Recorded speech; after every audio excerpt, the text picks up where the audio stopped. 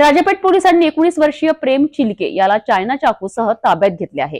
प्रेम चिलके या युवकावर गुन्हेगारी इतिहास असून तो हमालपुरा परिसरात दहशत पसरविण्यासाठी सक्रिय होता। राजापेठ डीबी पोलिसांनी गंभीर माहिती प्राप्त झाल्यावर तातडीने कारवाई करत प्रेम चिलके याला अटक केली आहे। प्रेम चिलकेवर 425 आर्म ऍक्ट अंतर्गत गुन्हा दाखल करण्यात आलाय। त्यावर फ्रेजरपुरा पोलीस स्टेशन हद्दीतील गंभीर हल्ला आणि राजापेठ पोलीस स्टेशन हद्दीतील 326 कारवाईचा गुन्हा समाविष्ट आहे। या कारवाईसाठी पोलीस आयुक्त नवीनचंद्र रेड्डी आणि उपायुक्त गणेश शिंदे यांच्या मार्गदर्शनाखाली डीबी पोलिसांनी विशेष मेहनत घेतली आहे।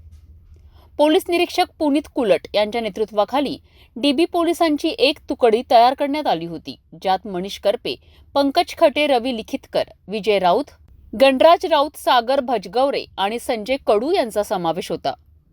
ही कारवाई राजापेठ आणि आसपासच्या परिसरात अधिक सुरक्षा निर्माण करण्यासाठी महत्त्वाची ठरली आहे। चायना चाकू आणि दहशतवादी कृत्यांवर कठोर कारवाई होणार असल्याचे पोलिसांनी स्पष्ट केले आहे। येत्या काळात अशा घटनांचा सामना करण्यासाठी पोलिसांची आणखी कडक तपास सुरू राहील।